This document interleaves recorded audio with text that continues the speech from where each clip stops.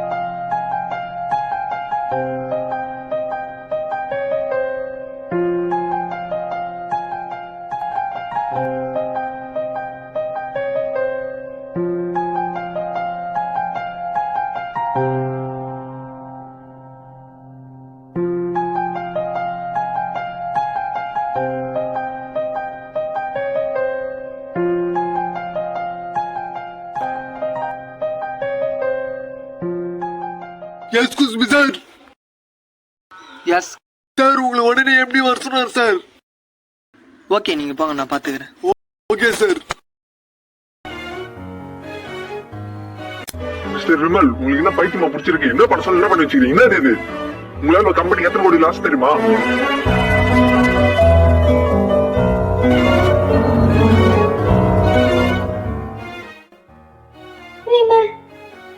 எங்க அப்பா எங்க மாப்பிள்ள பார்த்து நாளைக்கு எனக்கு கல்யாணம்ன்றாரு. அவரை நான் கல்யாணம் பண்ணிக்கலனா எங்க அம்மா விஷம் குடிச்சு செத்துருவேன்றாங்க. எனக்கு வேற வழி தெரியல.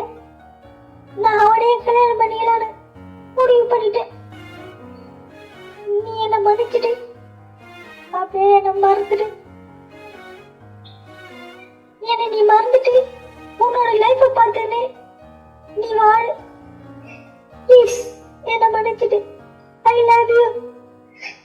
ஐ மிஸ் யூ. வேலையில கெட் அவுட்.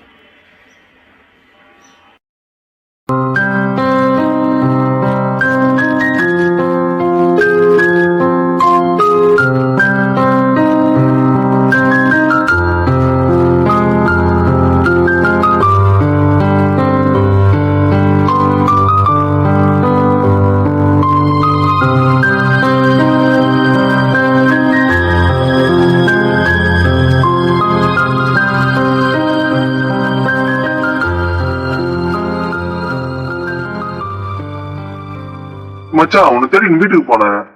அங்க வீடு வந்து கம்பெனி சொந்தம், உன்னால கம்பெனி ஏதோ லாஸ் ஆயிடுச்சு அப்படி இப்படின்றாங்க. என்னடா ஆச்சு? நீ இங்க வந்து உட்காந்து என்னடா பண்ற? வேற என்ன மச்சான் பண்ண முடியும் என்னால? என்னை விட்டு எல்லாமே போயிடுச்சுடா.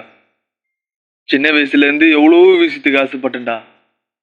எல்லாமே கிடைச்சிச்சா என்ன? ஃபர்ஸ்ட் டைம் மச்சான், அவன் என் லைஃப்ல வந்தோடனே நான் ஆசைப்பட்டது எல்லாமே கிடைச்சிதுடா. ஆனா அவன் என்னை விட்டுட்டு போனோன்னு நான் ஆசைப்பட்டு வாங்கின எல்லாமே என்னை விட்டுட்டு போயிடுச்சுடா. வேலையும் அவ தானே வாங்கி கொடுத்தா. அதான் அவ போன உடனே வேலையும் எனக்கு புரியுது மச்சான். மச்சான், நான் வருத்தப்படாமலாம் சொல்லவே மாட்டேன். நீ எவ்வளவு நாளும் வருத்தப்படு, அழுவு. ஆனா அது எல்லாத்தையும் இங்கே விட்டுட்டு அடுத்தது என்ன பண்ணலான்னு இப்படியே உட்காந்து இருக்காங்க. சார் சொல்லுங்க. அங்கதான் சார் வந்து ஒரு 5 minutes வந்துடும் sir. Okay sir. Director phone பண்ணாரு. நீ இம்பார்ட்டன்டான ஒரு ஷூட்டிங் இருக்கு, அதனால தான் போய் ஷூட் பண்ணோம். சரி நீயே வா என் கூடயே. நான் உயிருக்கு ஊரே நேசிச்ச பொண்ணு வீட்டில் அவளை கட்டாயப்படுத்தி வேற ஒருத்தவங்க கூட அவளை கல்யாணம் பண்ணி வச்சாங்க. அந்த மைண்ட் செட்டில் நான் செஞ்சுட்டு இருந்த ஒரு ப்ராஜெக்ட் ஃபெயிலியர் ஆயிடுச்சு. அதனால கம்பெனிக்கு பல கோடி ரூபாய் நஷ்டம். அந்த நஷ்டத்தை சரி கட்டுறதுக்காக என்னோட வீடு பைக்குன்னு எல்லாத்தையும் எனக்கு கம்பெனி எடுத்துக்கிச்சு. அடுத்தது என் லைஃப் என்ன தான் பண்ண போகிறேன்னு தெரியாமல் நான் ஆரம்பித்த இடத்துக்கே வந்து நின்னேன். அப்போ தான் என் ஃப்ரெண்டு ஒரு டிவி சேனலில் கேமராமேனாக ஒர்க் பண்ணுறான். அவன் எனக்கு ஆறுதல் சொல்லி ஷூட்டிங் ஸ்பாட்டுக்கு என்னை கூட்டு போனான். அவன் கூட்டு போன இடத்துல ஆமாச்சா தனியா இருந்தாதான் ஃபீல் பண்ணுவேன்னு இங்க கூட்டிட்டு வந்தேன். இங்க வந்து அப்படியே இருக்க. எல்லாத்தையும் அரேஞ்ச் பண்ண சொன்னேன். அரேஞ்ச் பண்ணிட்டீங்களா? சார் எல்லா கேமராவும் ரெடி பண்ணி வச்சிட்டேன். ஆங்கர் வந்தோடனே ஷூட்டிங் ஸ்டார்ட் பண்ணிடலாம் சார். சரி இது யாரு? Friend sir. 1 மினிட் சொல்லுங்க. என்ன சொல்றீங்க?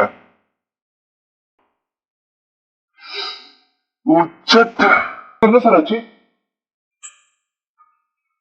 ஆங்கருக்கு ஆக்சிடென்ட் ஆயிடுச்சா? கெட்டதுலயே நல்லது இருக்குதுன்னு பெரியவங்களாம் சொல்லுவாங்கல்ல, அதுக்கான அர்த்தம் என்னன்னு எனக்கு அன்னைக்கு தான் புரிஞ்சுது.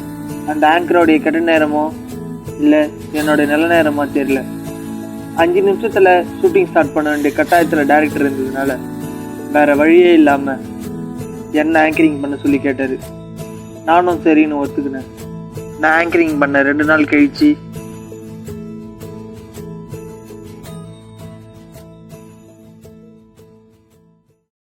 மச்சான் ஒரு குட் நியூஸ். நீ இனிமே வேலை தெரிய ஆகணும்னு அவசியம் இல்ல. நீ 2 நாளைக்கு முன்னாடி ஆங்கரிங் பண்ணல, அதை பார்த்துட்டு வேல்ல நம்பர் 1 டிவி சேனல் உன்னை ஆங்கரிங் பண்ண சொல்லி கேட்டுக்கிறாங்க.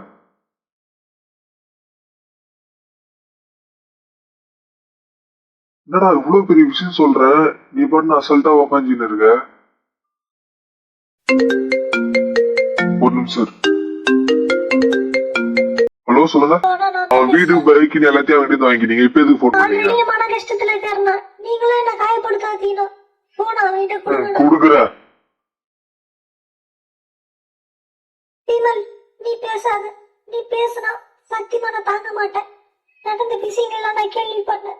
நீ என்ன மன்னிச்சிடு. கவலைப்படாத. உன்னை தேடி உன்னுடைய பைக்கு வீடு எல்லாம் உன்னை தேடி வரும். வாழ்நாள் ஃபுல்லா உன் கூட வாழலாம்னு ஆசைப்பட்டேன். அட்லீஸ்ட் உன்னை டிவிலேயே பார்த்து நான் அது வாழ்ந்துடுறேன். அந்த சந்தோஷத்தை மட்டும் நீ எனக்கு கொடு போதும். இதுதான் நம்ம பேசுற கடைசி காலா இருக்கணும். நீ உன் லைஃப்ல நீ நல்லா வரணும். பாய். நான் அந்த ஷோவை பண்ணுறேன் மச்சான். நான் என்னோட லைஃப்பில் நான் நிறைய வாட்டி தோற்றுருக்கேன். ஃபஸ்ட்டு டைம் நான் ஜெயிச்சுட்டேன்னு நினச்சின்னு இருக்கும்போது தான் காலம் என்னை திருப்பி அதே இடத்துக்கே கொண்டு வந்து நிறுத்தி. அப்போ அதே காலம்தான் எனக்கு இன்னும் ஒரு பெரிய சான்ஸையும் கொடுத்துது.